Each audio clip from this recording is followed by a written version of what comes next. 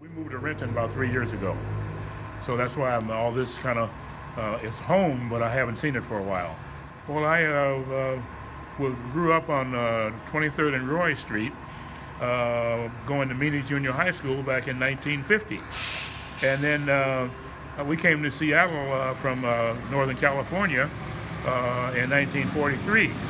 So then I went to Horace Mann Elementary School, and then because we lived on 21st Avenue and Columbia, between Columbia and Cherry, and we moved to 23rd and Roy Street in 1950. So that's how I wound up going to Meany, and then Garfield.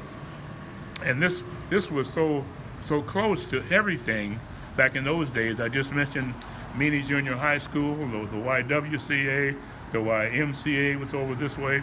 We bought our rhythm and blues records right over this way, and this was the Birdland right here, and right across the street was a drugstore, and next to the drugstore was the Mardi Gras restaurant and club. So this was all the place to be. And when we were so young, we were teenagers, so they didn't really want us around here because we were so young, but we came anyway. The main thing I remember was I was after the Savoy, but it was a roller skating rink. And I remember coming up here and going into the roller skating rink before it became Birdland.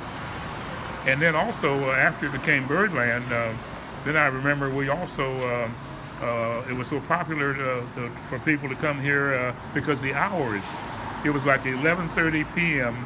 to 3:30 a.m. on Friday night and Saturday night. So people could go out elsewhere and come here and spend the next 2 or 3 hours at the Birdland Club. So because of those hours, I just remember that it was the place to be every weekend, and without worrying about time or anything like that. You could go where you wanted, do a wedding or a movie or anything, and still come here to the Birdland. I think the proximity, right here in the middle of the city of the central area, that's what made it special. Because you could get here from almost anywhere by car, by walking. Many of the patrons just walked because they lived in the neighborhood. And those that wanted to drive in from Tacoma, we even had visitors to come in from Fort Lewis and McCord Air Base. Matter of fact, I remember there was a singing group that came from McCord Air Base that came up and sang with us on the stage at the Birdland. Yeah, so I think the name was the Pearls. Yeah, so and we were always very open to having singers sit in for the entertainment here during the Birdland while we were performing. We started out at Garfield in 1953, and we became rather popular by 1954 because we were playing the rhythm and blues music, and that rhythm and blues music was banned nationwide on the major media networks. Movies and television and radio. You cannot hear rhythm and blues music. So when we come here to the little record mart and buy our rhythm and blues songs, and then we would take those songs and learn them at Garfield High School, then that made everything work out fine because people wanted to come hear that music live as opposed to trying to find it on the record somewhere, and they never saw it on TV or on the radio. So since they could see that music live right here at the Birdland, while we were playing the records that we had learned that we bought at the record shop and learned, and then were practicing and rehearsing at Garfield, we became a kind of like a band to watch back in those days because we were playing this live music that was not being heard anywhere else around the country.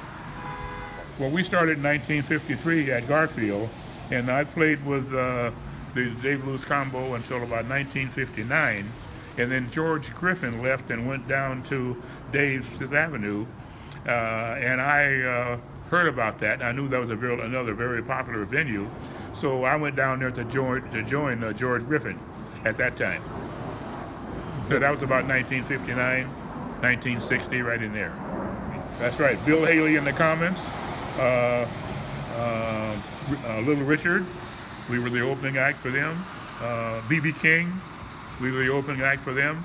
But the ones that came through here that we remember the most were Big J McNeely. I never will forget that one because they put on an outstanding show, even with turning off the lights and having those lights that would light up the song, the shirts and the horns and everything.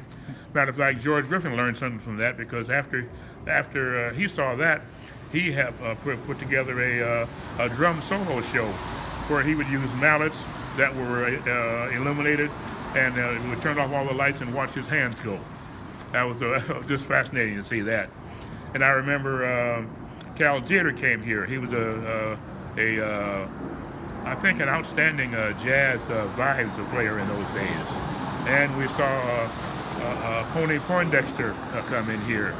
And we also saw Blinky Allen come in here. So those were some of the acts that we saw when we were playing teenage dances around town, but we would come here and watch them. And now, again, because of the hours, we could always perform where we were going to be and still come here and watch the other acts afterwards. Ray Charles and Quincy Jones and Ernestine Anderson, they were all just a few years ahead of us. I say maybe 5, 6 years or so, 7. So like I'm 85 right now, I think they're all turning 90, so we didn't see them very much. Well, the main thing was just the ticket office was right by the front, and you'd walk in, and it was just an open space with chairs on the left and chairs on the right, and the stage in the back of the event of the room, and then we could go in the side door here and go in the back to load up with our instruments, and unload and take them in and set up on the stage. So we always had relatives and close friends that wanted to help us take our instruments in the back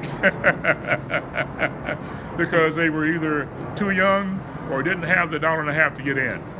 I even had a younger brother that I would bring up occasionally. And usually once you were in, no one challenged you about your ID or that sort of thing because it was just more important just to get the paying customers to come in the front door. Good. Oh yes, there was a dance floor in the middle, and tables and chairs on the sides, and that was I think that was probably back in the days when I think dance halls were important from the 40s into the 50s, and so everybody wanted to go somewhere and dance to whatever music they were listening to. Back in the 40s, it was the big band era, and in the 50s we were coming along with the rhythm and blues music. And then sometime after that, or maybe around the same time, they were coming out with the rock and roll. And all of these, mainly when we were playing the teen dances all around the city, all the teenagers were coming to learn and dance to the music that we were playing. And so, and that, as a matter of fact, that was all integrated. We always played in even the Birdland and other places, teen dances around, they were all integrated. But many of the clubs back in those days were segregated. And matter of fact, the musicians' unions were segregated. There was an African-American union, and then there was a white union, and Local 76 and Local 493, and they eventually merged in 1958. But prior to that, it was the African-American union and the white union in Seattle. And it was that way kind of around the country as well. It wasn't just Seattle. No, we played the same music all the time. But the difference about us is, though, we always had the integrated audiences that would come to see us play. That was the teen dances around town. We played every high school teen dance in the city of Seattle, and that was from West Seattle to Ballard, and all the high schools in between. And there was, a matter of fact, one of the venues right down the street here, not far from here, was the Encore Ballroom. That was always integrated for our teen dances. And right up the hill was also the Polish Hall was right up the hill. And also the Casa Italiana was right up the hill. So all of these events could be rented, these venues could be rented for teen dances. And as a matter of fact, our first dance was right around the corner here at the YMCA. And we also played occasionally over here at the YWCA. So, and all those were always integrated. Well, I think that the main thing was that because of the proximity, it was easy to get to. You didn't have to go very far, And so it kind of meant it was the place to go to see entertainment that was meaningful to me. And that was some of the artists I mentioned already that I could see here live. And then the other thing was, as we had a decision to make, because we were traveling all around the city, and I'd say from 1953, 54, maybe even 55 and 56, we were traveling all around the city doing those teen dances. We had a decision to make, though, when we were offered the job here at the Birdland, and probably late 1956, 1957, because it would mean we would lose all those teenage dances around the city, and we'd be located in just one place all the time, every weekend. And the plus was it was local and one place to play, and we could rehearse there as well. And then the upside was that we could invite people to see us ahead of time, and they knew we were always going to be here every weekend, and we could rehearse right here as well. So those were the important things for us when we finally made this decision to come on in here, because there were so many musicians that came through here through those 10 years, and they always remembered it, and they always remembered the importance of it and the location of it, and the hours would be 11:30 to 3:30, and they could be wherever else they had to be, and then still come here and be here. So it was always important for all the musicians that wanted to come through, that they had, because of the importance and the popularity and the longevity of the Birdland, they always remembered it because it was all part of the Dave Lewis combo experience. And Dave kept playing here some years after we had left, George Griffin and I think a couple of others too. But I think probably the best band with the Dave Lewis combo that we ever had was after our bass player John Gray left and went to California. We brought in Bud Brown on guitar and Chuck Whitaker on bass. That gave us a 6-piece group instead of a 5-piece group, and I think that was the best Dave Lewis combo we ever had. That came right after our original Dave Lewis combo had started in the earlier 50s. Yeah, that was recorded in about 1960, and it was kind of like an enjoyable thing to do, to be able to record something that we had produced. But the way it really came out is there was a friend of ours who wanted to record on the other side with a different song. I think it was How High the Moon or something like that. And she wanted to record that because she loved the song, so she paid for the entire project. And we put Barney's tune on the other side of that. I think it was at a recording studio over in West Seattle. That's right, absolutely, yeah, from 1979 to about 2010. And the whole time we were traveling the golf club, yacht club, tennis club circuit, and weddings and holiday parties and that sort of thing. And we had our own equipment and sound systems and all of that. So it was a lot of labor involved, and labor of love, but it was mainly love. Yeah, mainly love. We just loved what we were doing. And the group, we all kind of like had a decision.